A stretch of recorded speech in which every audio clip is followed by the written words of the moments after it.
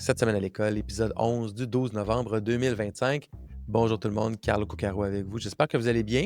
C'est la deuxième partie de l'année scolaire qui commence, hein, deuxième étape, puis en même temps, première neige. En même temps, il y a moins de soleil dehors, on a reculé l'heure. Des fois, il y a comme un climat de fatigue là, qui s'installe déjà à ce temps-ci de l'année. Prenez soin de vous, prenez soin de vos enfants, prenez soin de votre personnel scolaire aussi. C'est important, ça peut vite continuer à se dégrader si on ne reconnaît pas que cette période-là de l'année est propice à une certaine fatigue, même une certaine déprime. Cette semaine, un épisode spécial, c'est la deuxième partie de notre thème sur la réussite scolaire des garçons avec Égide Royer. On vous a préparé un top 10 des solutions concrètes à mettre en place dans le système scolaire dès maintenant pour favoriser la réussite des garçons. Et juste avant, on a notre traditionnelle revue de l'actualité. Et allons-y maintenant.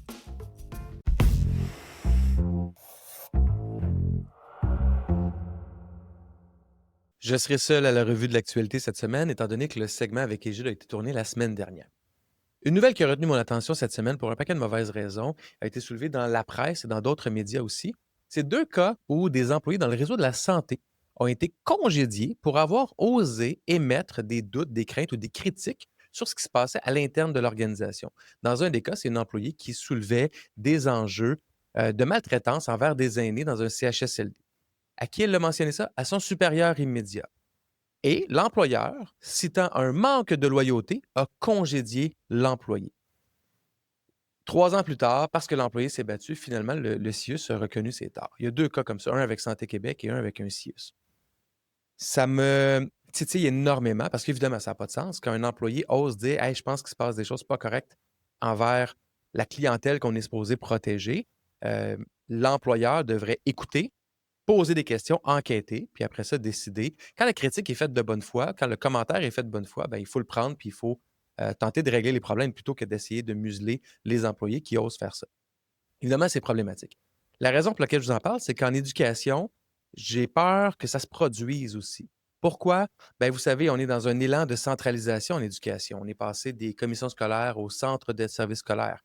On est passé de commissaires élus représentant la population à pas de commissaires du tout et à des directeurs généraux encadrés par un CA, mais nommés directement, pas par le CA, par le ministre ou la ministre de l'Éducation. Donc, on est vraiment dans un esprit de centralisation des décisions. Il y a un nouveau code d'éthique aussi imposé aux enseignants qui, entre autres, demande une loyauté envers l'employeur, pendant et même après l'emploi. C'est problématique parce que la plus grande loyauté que les enseignants, que le personnel devrait avoir, c'est envers les élèves, pas envers l'employeur.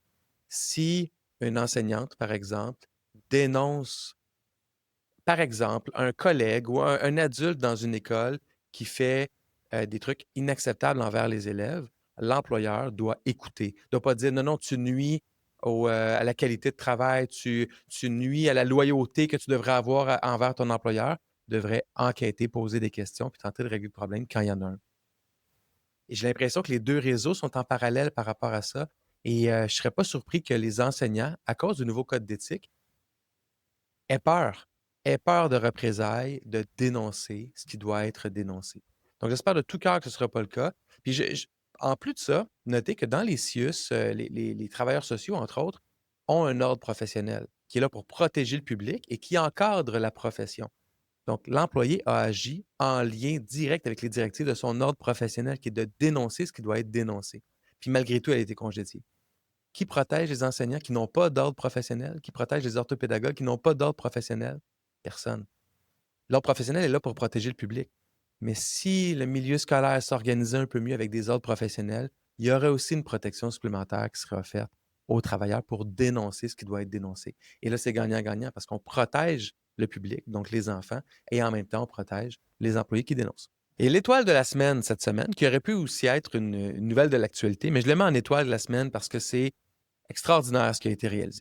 Vous savez, on l'a abordé dans l'entrevue avec Pierre Lavoie, ministre d'un jour, le coût de construction des écoles qui a explosé. Même dans quelques épisodes précédents, on en a parlé, là, près d'un demi-milliard pour une nouvelle polyvalente à Prévost, des 200-300 millions pour d'autres polyvalentes à gauche et à droite. Les coûts ont explosé, puis le Québec peut pas, aucune nation en fait peut se permettre de dépenser autant d'argent pour des bâtiments. Mais là, à Saint-Nicolas, au centre de service scolaire des navigateurs, l'école Clair-Soleil a été reconstruite en moins d'1 an. En fait, à la dernière minute l'an dernier, l'école Clair-Soleil, le vieux bâtiment a dû être condamné pour des enjeux structuraux importants. Et là, tout le monde s'est concerté et en 6 mois, ils ont construit et installé, je répète, construit et installé une nouvelle école basée sur des blocs modulaires, donc construits en usine, installés en une semaine sur le lieu de la nouvelle école. C'est 20 classes modulaires, 360 élèves, 2 mini-gymnases, un coût de 18 millions de dollars. Dans les nouvelles constructions d'écoles, le coût par classe est de 3, 4, 5 millions de dollars par classe. Ici, on a 20 classes modulaires pour 18 millions. Construction et installation en 6 mois, durée de vie estimée de 50 ans. Je vois là une solution très, très, très moderne, très flexible et très économique à tous les enjeux de bâtiment. Ben, pas à tous les enjeux, peut-être que ça ne s'applique pas partout, mais à une grande majorité des enjeux qu'on a avec nos écoles qui doivent être reconstruites ou rénovées ou même bâties de nouveau à cause de l'évolution démographique un peu partout au Québec. On ne peut pas se permettre de construire des écoles à 225 millions de dollars ou à 400 millions de dollars. Une école, 360 élèves, 18 millions, ça fait beaucoup plus de sens. Ça n'a pas pris 8 ans, là. Ça a pris 6 mois. Il reste le revêtement extérieur à faire, mais c'est pas grave. Les élèves ont leur école, ont leur bâtiment avec une bonne durée de vie. Moi, je dis bravo, ils ont mon étoile de la semaine cette semaine. Alors, sans plus attendre, allons retrouver Gide avec le top 10 des solutions éducatives pour la réussite des garçons.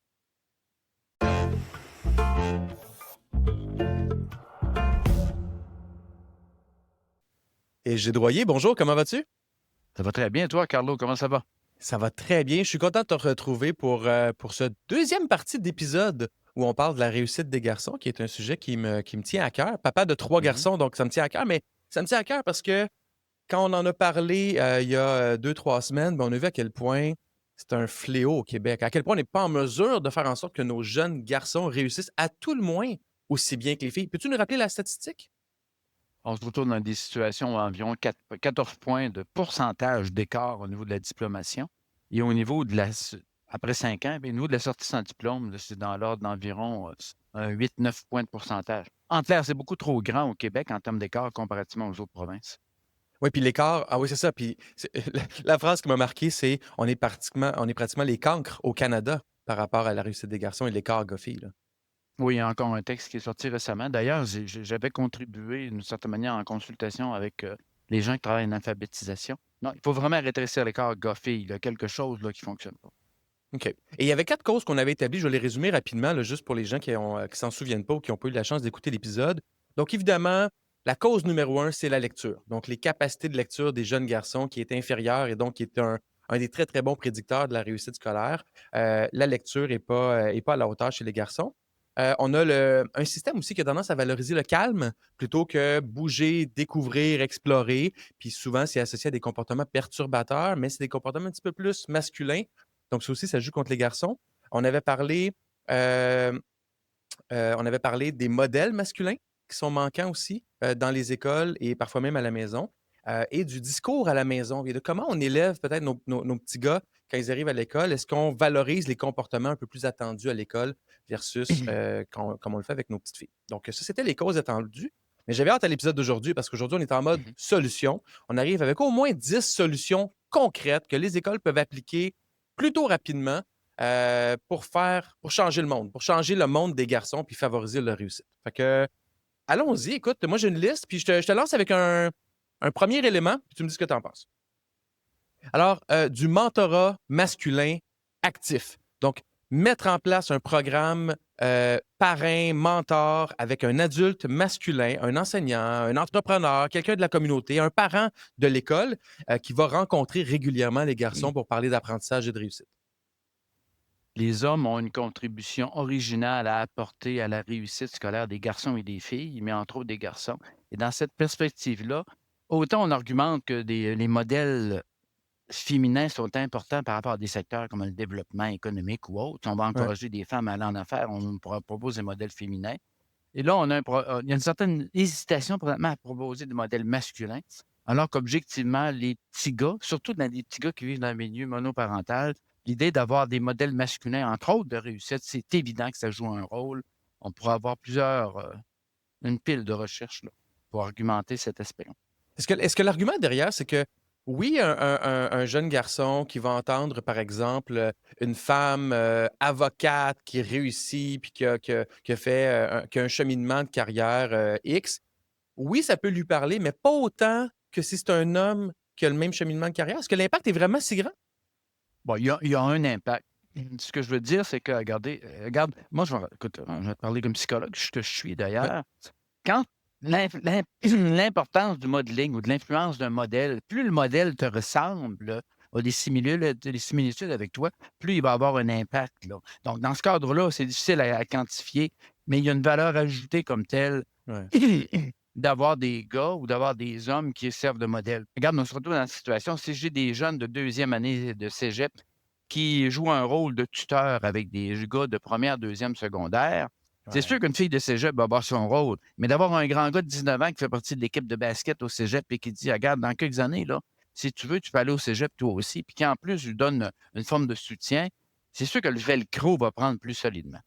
Ça me fait penser à mon garçon, à mon plus jeune garçon qui fait un sport, X, puis un coach dans ce sport-là avec qui voit une fois par 2 semaines à peu près, mais il parle de ce coach-là avec des étoiles dans les yeux. C'est un jeune homme là, de, je sais pas, 18, 20 ans, 22 ans et c'est vrai qu'il y a une connexion très, très forte qui s'est créée puis qui cet homme-là devient un modèle pour mon garçon dans ce sport-là. Donc oui, ça peut avoir un impact qu'on sous-estime probablement. Et en termes de solutions, il y a déjà au moins 2 éléments, on en parlera tout à l'heure, mais imagine qu'on passe une règle là, où on souhaite que tous les conseils d'établissement, enseignement, comité d'école, tous les conseils d'établissement soient paritaires, moitié homme, moitié femme. Imagine qu'on suggère d'avoir des comités de papa dans les écoles Ouais. primaires et secondaires, sans tu n'auras même pas besoin d'écrire de mémoire. Naturellement, tu vas avoir une école qui va se rapprocher des intérêts des garçons parce qu'eux-mêmes ont été des gars qui ont été à l'école Ouais. primaire, qui sont en mesure. Donc, il y a des situations ou des types de solutions qui impliquent pas de faire des grandes recherches, mais Ben, qui vont dans le sens des modèles que tu mentionnais. pour mettre en place cette solution-là, tu sais, on s'entend, ça prend pas d'argent, là, ça prend juste une personne qui crée un comité. Puis justement, ça pourrait être un papa déjà impliqué sur le conseil d'établissement ou un enseignant ou une enseignante même qui dit: «OK, oui, je vais prendre ça en main, je vais aller trouver 2 3 papas de l'école ou de la communauté, puis je les fais venir, 2-3 fois à l'école durant l'année pour parler de leur expérience de vie et cetera». C'est à peu de frais, peu de temps et l'impact, comme je dis, on le sous-estime, pourrait être très grand pour certains enfants. Certaines régions du Québec ont des ententes avec les employeurs qui libèrent, entre autres, dans le cadre d'un comité de papa, là, qui libèrent les employés 1 heure et demie. Et moi, je travaille comme soudeur dans tel type d'entreprise et je m'en vais à l'école comme tel rencontrer mon monde, garçons et filles. Ah, c'est beau Et là, ça. on se retrouve dans une situation où il y a une présence masculine ou de modèle qui est beaucoup plus grande. Parfait. Le message de tout ce qu'on va dire aujourd'hui, Carlo, là, c'est que si pour réussir à l'école, il faut que nos gars adoptent nécessairement le comportement, les attitudes, les intérêts, les manières de faire des filles, on va échapper un certain nombre de gars. C'est très clair. C'est d'une évidence. Parfait. 2e, solution, l'aménagement de classes favorables au mouvement et à la manipulation. Donc, on le sait au Québec, il y a de plus en plus de classes qui ne sont pas une rangée de pupitres. On le voit de moins en moins, mais Mhm, il y en a mhm. encore beaucoup comme ça. Il y a des classes flexibles qui sont un peu dans la même veine de ce que je mentionne. Donc, c'est des tables, des fois des fauteuils, des poufs, la possibilité pour les élèves de travailler dans différents espaces, différents environnements qui leur permettent de bouger dans la classe. Euh, on revient à cette notion-là de les garçons ont un besoin un peu plus bouger, de manipuler. Cette solution-là, est-ce que tu penses qu'elle est réaliste à court terme dans une majorité de milieux? On va toucher à la question de la formation des enseignants, mais il y a au moins une réalité certaine, c'est que prends 1000 gars de première année, puis 1000 filles de première année.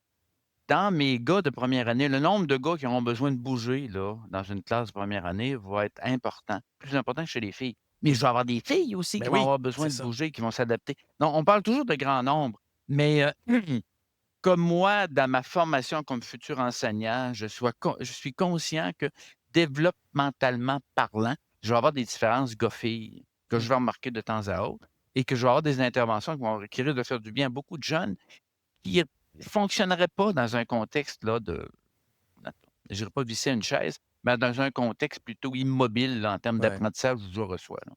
Puis c'est une mesure aussi, réalistement, qui peut nécessiter un budget. Donc on parle d'aménagement, donc acheter un bureau, ça peut coûter une fortune. Donc imaginez une classe, là. Donc c'est sûr que ça peut nécessiter un budget, mais tu as raison, hein. Quand l'enseignant ou l'enseignante est en mode contrôle du mouvement des enfants. Donc, dire obliger les enfants à être assis à un endroit pendant 50 minutes, 60 minutes, ça peut pas fonctionner. Tu pourras avoir des tables partout, puis des fauteuils, puis des pupitres, ça marchera pas plus parce que tu es en mode contrôle. Donc, ça prend de la formation, puis cette ouverture, je sais pas si c'est une ouverture d'esprit, un mélange d'ouverture d'esprit et de compétences pour dire oui, oui, je laisse les enfants aller, je recadre ce qui doit être recadré, euh, mais je ne suis pas en contrôle des élèves. Je suis pas Ouais, dans le écoute, contrôle des élèves. la variable enseignante est plus importante que la variable ameublement là-dessus, même par rapport au Je lab comprends. école, des choses comme ça. Dépendamment de l'organisation, c'est la qualité de l'enseignement, de la manière de s'y prendre, qui est la variable la plus importante. OK. Euh, je vais te laisser la troisième, là, au niveau de la lecture, la promotion de la lecture pour le plaisir avec des livres pour les garçons. Explique-nous ça. Cet écart-là, en termes de lecture, on le voit au primaire, secondaire, collégial, et les jeunes ont besoin, entre autres, les gars comme grand nombre, ont besoin de se retrouver par rapport à des thèmes, des contextes de lecture qui les rejoignent. L'autre élément, c'est que développementalement parlant, je me dois en première, deuxième année de suivre au radar mes garçons parce que développementalement parlant, ils sont moins prêts à apprendre à lire comme groupe que les filles. Et dans ce contexte-là, si on intervient comme il faut, on a des interventions en maternelle 4 ans, maternelle 5 ans, et on les suit au radar au niveau de la première, deuxième année, puis on applique ce qu'on connaît comme pratique exemplaire en enseignement de la lecture. Normalement, en troisième année, je ne suis pas censé avoir d'écart. Un bel exemple, j'ai un centre de service scolaire qui est intervenu en appliquant les pratiques exemplaires en lecture qui tiennent compte, entre autres, des intérêts, des goûts des gars. Et on Ouais. s'est retrouvé il y a quelques années, on a fait de l'évaluation en lecture fin de sixième année. 90 de mes gars et un petit peu plus de mes filles étaient à niveau en termes de compréhension de lecture de sixième année. Donc, c'est quelque chose de faisable qui ne coûte rien de plus cher, mais qui est davantage au niveau de l'application des pratiques exemplaires Ouais. et de coller l'idée que entre Julie et Pierre ne s'entendaient plus parce qu'il y avait une perte d'amitié, blablabla, et entre de lire carrément les cartes de hockey ou lire le livre de record, ce qui a mangé le plus de hot dog, c'est de la lecture quand même. C'est Ouais. l'idée de rejoindre les intérêts des lecteurs aussi. Donc, pratique exemplaire, tu sais, des fois, il faut former son monde, puis il faut les libérer, puis les accompagner. L'autre élément à ça, c'est le choix, la disponibilité et le choix d'ouvrages littéraires variés qui plaisent aux garçons. Là, encore là, il y en a des parents dans la communauté éducative de l'école, il y en a des enseignants et des enseignantes. La bibliothèque, c'est sa job dans la vie aux bibliothèques. C'est leur, je veux pas être trop radical, mais c'est leur Mhm, mhm, travail dans la vie aux mhm. bibliothécaires de faire ça. Il y a des enseignants, enseignantes là, qui vont à la bibliothèque municipale une fois par semaine. Ben, c'est un moment extraordinaire de travailler avec la communauté pour dire hey, pour la prochaine visite, pourriez-vous nous sortir une vingtaine de livres qui pourraient plaire à mon groupe d'élèves de 8-9 ans, gars et filles? Les impliquer. Souvent, les profs sont pris dans leur silo, puis ils sont débordés, puis ils ont de la misère un peu à tendre la main vers ce genre de solution-là, mais ça coûte rien. Puis des fois, je termine avec ça, les bibliothèques, des fois, vont ben, pas des fois, toujours, vont créer des trousses de livres sur mesure pour les profs. Les profs peuvent aller les chercher. C'est des gros sacs de 20, 30, 40 livres qu'ils peuvent amener en classe. Donc, si vous n'êtes pas en mesure d'aller à la bibliothèque peut aller à vous. Ça fait partie des services qu'ils offrent. Sûr. La quatrième, bon, ça, on est beaucoup dans la formation des enseignants, on en parle là. Formation des enseignants, la différenciation selon le genre. Je trouve cette mesure-là, quand on l'a dit comme ça, un peu tabou, hein? Différenciation par rapport au genre. Il y en a une qui nous saute dans la figure tout de suite. Si vous êtes futur enseignant en primaire, les jeunes en difficulté d'adaptation d'apprentissage, genre deux gars pour une fille, ça en a une différenciation Qui est réel. qui est au niveau des difficultés. Donc, ce qu'on doit tenir compte, c'est que moi, j'arrive dans la profession, j'ai un écart de diplomation entre les gars et les filles, il faut que je me préoccupe de l'apprentissage des garçons. Mais si j'applique ce qu'on sait comme tel au niveau, ce que tu viens de mentionner au niveau des intérêts, il faut que ça fasse partie de ma formation d'avoir cette différenciation-là. Mais dans mon enseignement, je dois tenir compte qu'il existe des différences. Et dans la mesure où, comme tel, je colle les intérêts des garçons, et dans la mesure où j'ai plus d'hommes, c'est une autre mesure, où j'ai plus d'hommes Ouais. comme tel qui s'intéressent à la carrière d'enseignement, naturellement, les choses vont se balancer. En clair, dans une école primaire de 25 enseignants, si j'ai 10 gars, 15 femmes, naturellement, ce que tu viens de mentionner sur les bibliothèques, ce qu'on vient de mentionner, ces cours de récréation, sur le fait de bouger, Ouais. naturellement, les choses vont se replacer. Mais présentement, c'est un métier qui est essentiellement féminin. Les femmes font un excellent travail en enseignement, mais je manque carrément d'une présence masculine, même au niveau de la pédagogie fine, là. Mais parlons-en de ça. Comment on fait, Égide, pour faire en sorte qu'il y ait plus d'hommes en éducation dans nos écoles primaires et secondaires? C'est pas une question d'argent, c'est une question carrément d'agir activement, c'est le cas de le dire, pour aller chercher pour aller recruter des gens des gars qui pourraient s'intéresser à l'éducation. Il y a une université américaine, s'il y a quelque chose de plus compliqué que d'attirer des hommes en éducation, dans le sud des États-Unis, entre autres, c'est d'attirer des hommes noirs ou des Mmh. étudiants noirs à devenir enseignants. Et eux autres ont développé un modèle où déjà, c'est comme les Canadiens de Montréal qui vont faire du recrutement, du repêchage, là. On va avoir des gars de troisième, quatrième, cinquième secondaire. Tu as déjà pensé de devenir enseignant, tu as un bon dossier scolaire, etc. Si tu as le goût, nous autres, on assure une forme de mentorat au niveau du collégial, puis mentorat même au niveau de la formation universitaire. Et on peut mettre des programmes de bourse, on peut mettre des programmes de discrimination positive, ça, c'est selon. Mais c'est le principe d'aller recruter des gens en troisième, quatrième Ouais. secondaire. As-tu déjà pensé de devenir enseignant? Et que ce soit des hommes comme tels qui sont dans le métier qui fassent cette démarche-là. Et ça a fonctionné dans l'exemple que je te donnais là, de recrutement d'enseignants noirs pour travailler dans des milieux, pour rejoindre davantage d'ailleurs ce groupe-là qui a beaucoup plus de difficultés à réussir à l'école. C'est intéressant parce que ça force aussi un petit peu, je pense, c'est une forme de dépistage basé sur certains critères. Qu'est-ce qu'un bon enseignant ou quelle attitude ou comportement on attend d'un bon enseignant, par exemple, qu'on peut retrouver chez un jeune de 14, 15, 16 ans, une forme de leadership, une aisance à parler devant un groupe ou je sais pas quoi.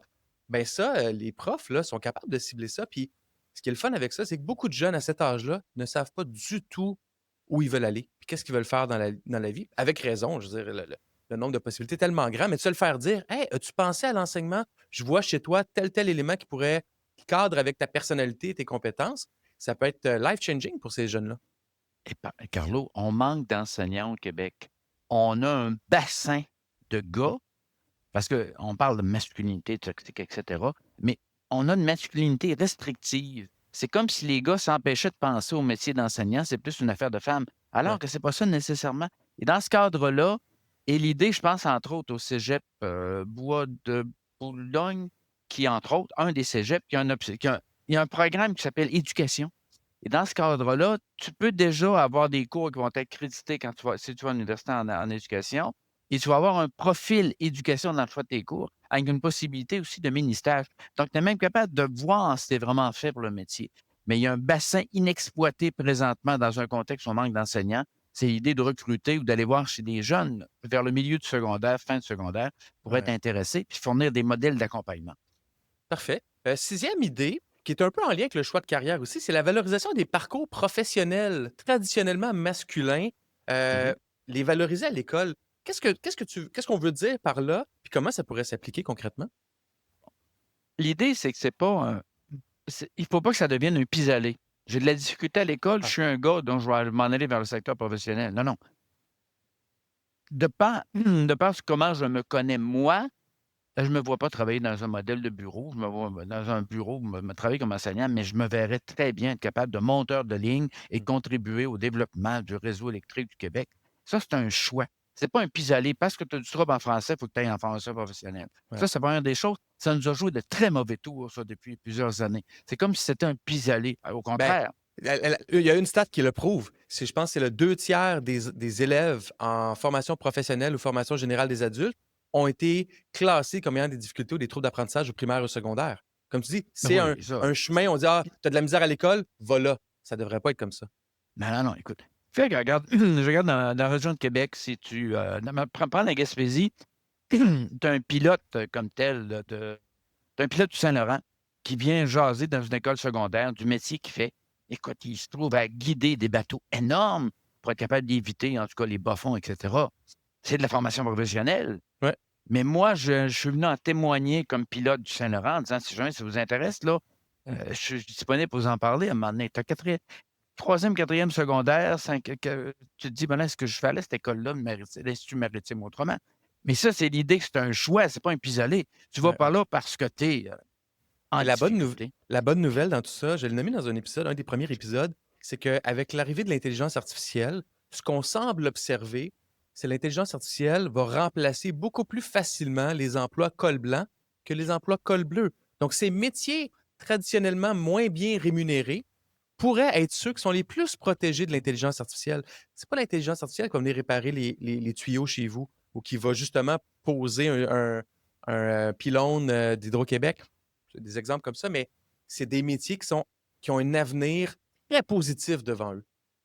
Donc, ce qui fait qu'on pourrait l'ajouter dans notre top 10, Vas-y. la qualité de l'orientation professionnelle contemporaine, parce que l'intelligence artificielle est en train de modifier beaucoup de choses, Ouais. mais améliorer la qualité des services d'orientation professionnelle qu'on offre à nos gars et à nos filles, mais particulièrement à nos gars. Parfait. Implication renforcée des pères et figures masculines à la maison. On en a parlé un petit peu à l'autre épisode, puis moi, c'est un de mes chevaux de bataille. Un de mes chevaux de bataille. Cette nécessité-là d'outiller les parents, cette nécessité-là pour les pères, dans ce cas-ci, de comprendre le rôle important qu'ils ont, qui n'est pas seulement d'aller jouer à la balle avec leurs garçons, mais qui est de parler, entre autres, positivement d'éducation, de les inciter à lire, parce que la lecture, c'est fondamental, d'avoir un langage positif par rapport à l'école, même si peut-être que eux, leur chemin scolaire a été difficile, laborieux et semé d'échecs. Oui, on doit renforcer cette question-là. Probablement que plus nos gars vont réussir à l'école, devenus pères, ils vont vouloir exactement la même chose pour leurs gars. Et de toute façon, rappelons-nous que la majorité, la très grande majorité des gars réussissent à l'école. Et C'est vrai? très grande majorité des gars ont des modèles masculins. C'est sûr que moi, je travaille en adaptation scolaire, donc ça fait 50 ans que je m'occupe principalement de jeunes qui ont des difficultés. La majorité vont bien. Mais ce qu'il faut, c'est en mesure, et dans certains cas, on va avoir jouer un rôle de substitut. Moi, Ouais. gars enseignant en 5e année primaire, il n'y a que petits gars dans la classe, je vais être un modèle substitut. Là. Entre autres, modèle masculin substitut par rapport à une situation d'apprentissage. J'ai Mhm. certaines communautés, certains groupes, certains milieux où j'ai peut-être un tiers des familles où il n'y a pas d'hommes à la maison, là. Donc, écoute, le mouvement des grands frères, là, il y a une Ouais. valeur ajoutée à ça. Dans ce cadre-là, c'est un peu dans cet esprit-là qu'il faut continuer à maintenir. Dans certains cas, le modèle est négatif. Dans certains cas, le modèle n'est pas là du tout, là. Puis le comité de parents, le comité de papa, là, créé au CE avec un acteur de l'école, ben, peut créer des ateliers père-enfant, des ateliers hommes, enfants, garçons, jouer à des jeux de société un soir par mois à l'école. C'est banal, mais ça a un impact. Quand le comité de papa se penche sur l'organisation de la cour de récréation, je te dis tout de suite, il y a des choses qui changent. Ça OK. existe. On parlait de la lecture. À quel point c'est important, Égide, de suivre de façon précoce et individuelle les garçons à risque? Ouais, c'est que comme tous les enfants à risque. La première chose qui est importante, c'est qu'au niveau de l'intervention, au niveau de l'intervention pour tout le monde, enseignement du nom et du son des lettres dès la maternelle 4 ans, 5 ans, lire aux enfants en maternelle, etc. Et par la suite, en première année, on approche de Noël. Là. Dans 2 mois, on va être rendu à Noël. Normalement, toutes les directions d'école doivent avoir un petit écran. Ils ont tous des portables. Regarde sur le portable, il devrait avoir une indication comment se débrouillent mes lecteurs débutants en première année. Et Mhm. essentiellement, le gros du groupe est parti, ça va bien, mais j'ai un petit noyau de jeunes qui éprouvent certaines difficultés en lecture. Et dans mon noyau de jeunes qui éprouvent des difficultés en lecture, j'ai probablement, c'est 2 gars pour une fille, c'est pas 3 gars pour une fille. Donc, dans ce contexte-là, j'attends pas la fin de la 2e année ou du premier cycle du primaire pour intervenir. Ça prend déjà des situations, des interventions intéressantes qui touchent les centres d'intérêt, entre autres des gars, mais ça implique déjà de penser qu'on va faire de quoi durant l'été aussi, en ce qui concerne le maintien du muscle de la lecture, une poursuite comme telle, là, parce qu'on a déjà parlé de l'ISAD de l'été. Ouais. Les garçons sont particulièrement touchés par ça. Mais là, cette notion de tableau de bord-là, où, par exemple, une direction d'école pourrait évaluer le niveau de compétence ou des élèves à risque ou le niveau de compétence en lecture des jeunes garçons, est-ce que ça existe déjà ou c'est plus comme un idéal qui est très difficile à mettre Dans en place dans le système dans actuel? toutes les écoles dans toutes les écoles dans toutes les écoles primaires où j'ai travaillé, j'en avais 6 là, dans lesquelles je suis intervenu pendant une dizaine d'années, après avoir fait autre chose, là. Et moi, je pose la question à l'orthopédagogue de mon école. «Julie, est-ce que des jeunes qui t'inquiètent en lecture présentement?» Je pose la question à mes 2 enseignantes, mes 3 enseignantes de première année. Puis c'est des jeunes métiers. «Y a-tu des jeunes qui, en termes du développement de la lecture, t'inquiètent présentement?» Donc, je l'aurais déjà mon portrait, là. Oui, c'est C'est vrai. pas nécessaire d'avoir un système informatique terrible. Écoute, la fille qui enseigne depuis 15 ans en première année, tu poses la question: «Y a-tu quelqu'un qui t'inquiète présentement au niveau de l'apprentissage de la lecture?» Elle va te le dire. Ouais. Et l'ortho Puis, aussi. et si jamais il y a trop d'élèves qui ont des grands défis, ben, ça peut vouloir dire les approches ne sont pas à la hauteur, il faut mieux cibler, mais peut-être aussi que l'enseignant, l'enseignante a besoin d'un coup de pouce.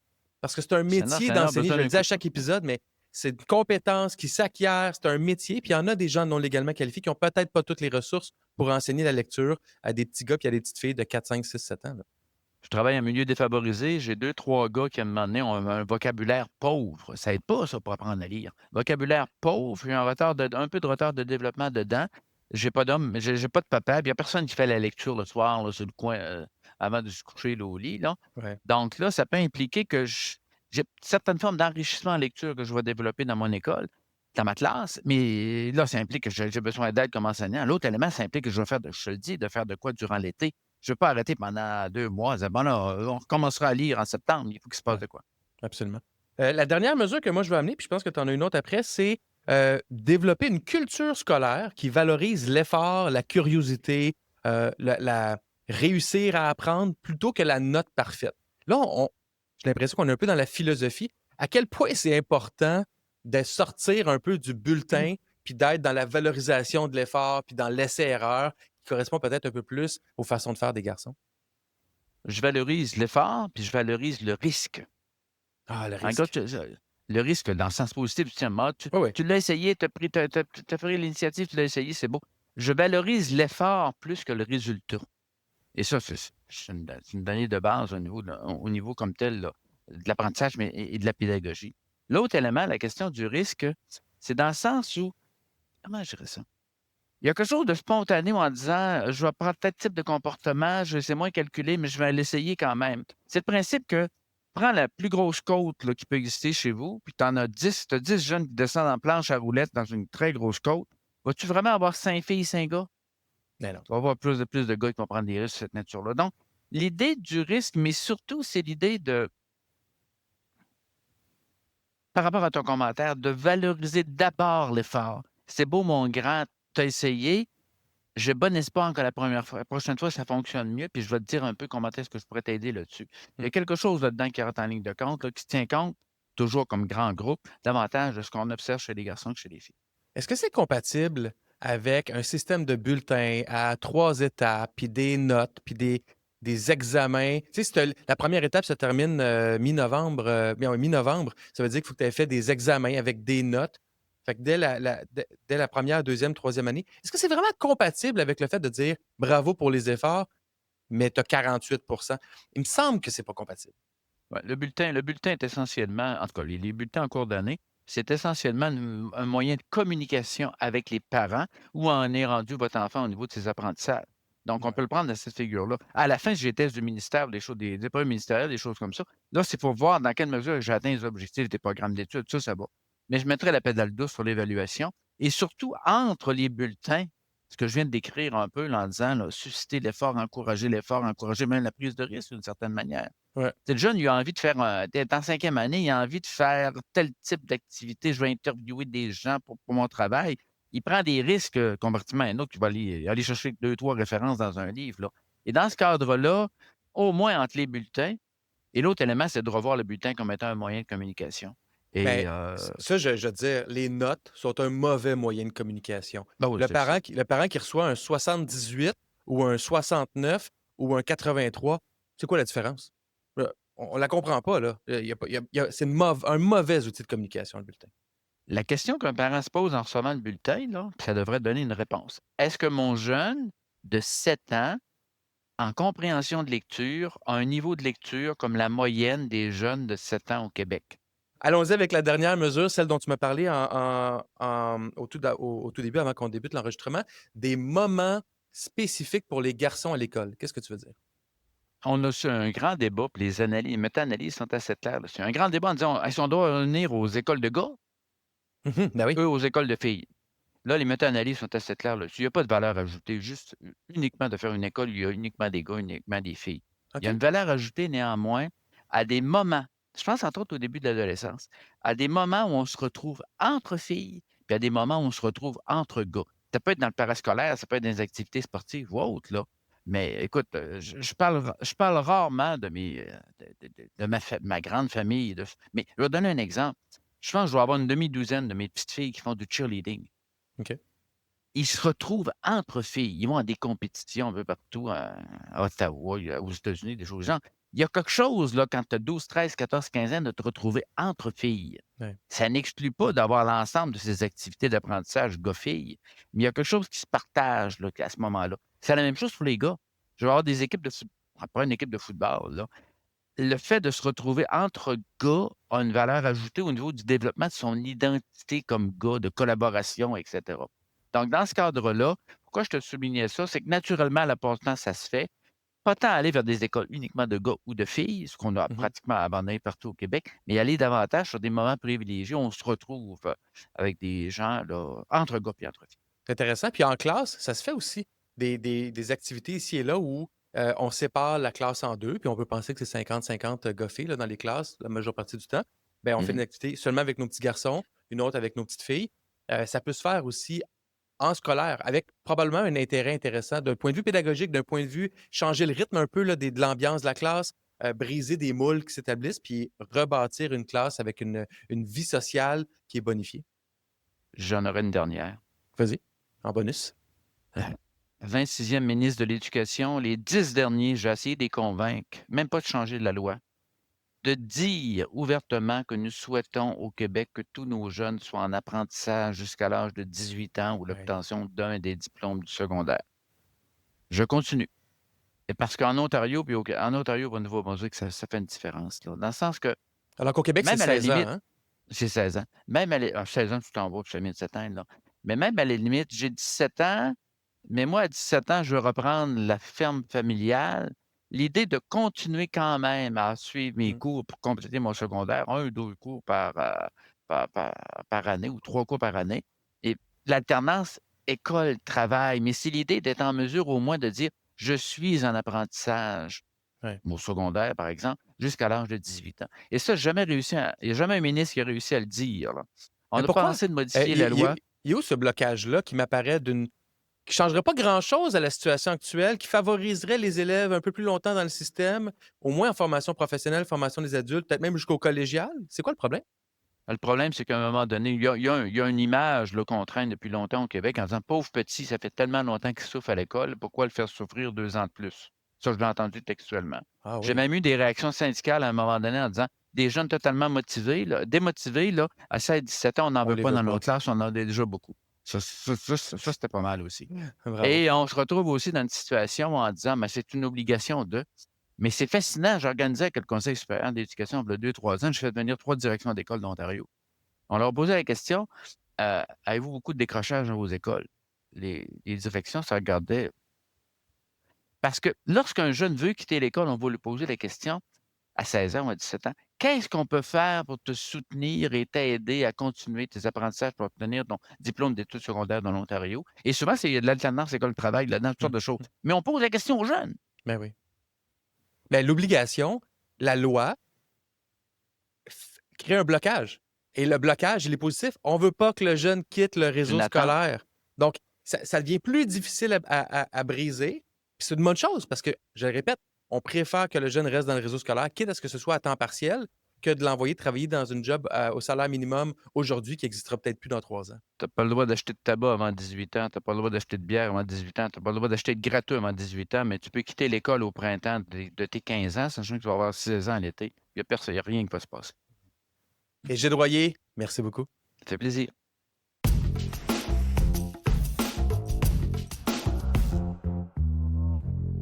Voilà, c'est tout pour cet épisode de Cette semaine à l'école.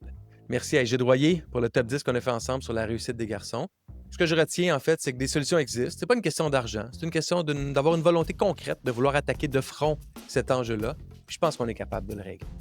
Si vous aimez ça, le balado Cette semaine à l'école, si vous aimez le ton, si vous aimez l'ambition qu'on a pour l'éducation, bien abonnez-vous si ce n'est pas déjà fait à notre chaîne YouTube, Spotify ou Apple Podcast et partagez dans votre entourage aussi l'existence du balado.